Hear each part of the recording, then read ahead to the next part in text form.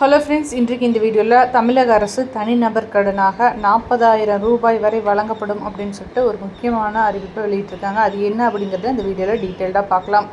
இந்த 40,000 ரூபாயானது யார் யாருக்கு கிடைக்கும், எப்படி விண்ணப்பிக்கலாம் அப்படிங்கிறதையும் பார்க்கலாம். தமிழ்நாடு அரசு மகளிர் மேம்பாட்டு நிறுவனத்தின் வழிகாட்டுதலில் செயல்படும் தமிழ்நாடு மாநில ஊரக வாழ்வாதார இயக்கம் மூலம் இந்த 40,000 ரூபாயானது வழங்கப்படுகிறது.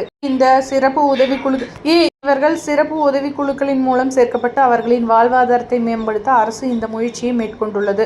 ஒவ்வொருவருக்கும் 40,000 ரூபாயானது கடனுதவி. சுமார் 6,000 நபர்களுக்கு கடனுதவி வழங்க நிர்ணயம். 6% வட்டி வீதத்தில் 12 முதல் 24 மாத தவணையில் செலுத்தும் பகுதி. பிணையம் தேவையில்லை. உணவு பதப்படுத்துதல், பண்ணை சாரா தொழில், சேவை மற்றும் வியாபாரம் போன்ற துறைகளிலும் பயன்படுத்தலாம். சரியான காலத்தில் கடன் திருப்பிச் செலுத்தினால் மீண்டும் வங்கி கடன் பெற வாய்ப்பு.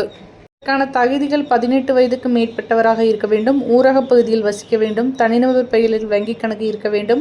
மாற்றுத்திறனாளிகள் UDID அட்டை அல்லது பிற அட்டை அவசியம். திருநங்கையர்கள் சமூக நலத்துறை வழங்கும் அடையாள அட்டை தேவை. இதில் யாரெல்லாம் பயன்பெறலாம்னா மாற்றுத்திறனாளி ஆண், பெண் அவங்களுக்கும், முதியவர்களுக்கும், நலிவடைந்த பழங்குடியினர் மற்றும் திருநங்கையர்களுக்கு முன்னுரிமை கொடுக்குறாங்க.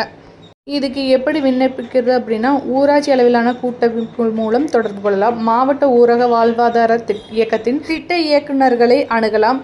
மற்றும் தொடர்பு கொள்ள வேண்டிய முகவரி: தமிழ்நாடு மாநில ஊரக வாழ்வாதார இயக்கம், அன்னை தெரசா மகளிர் வளாகம், வள்ளுவர் கோட்டம், நெடுஞ்சாலை, நுங்கம்பாக்கம், சென்னை 600034.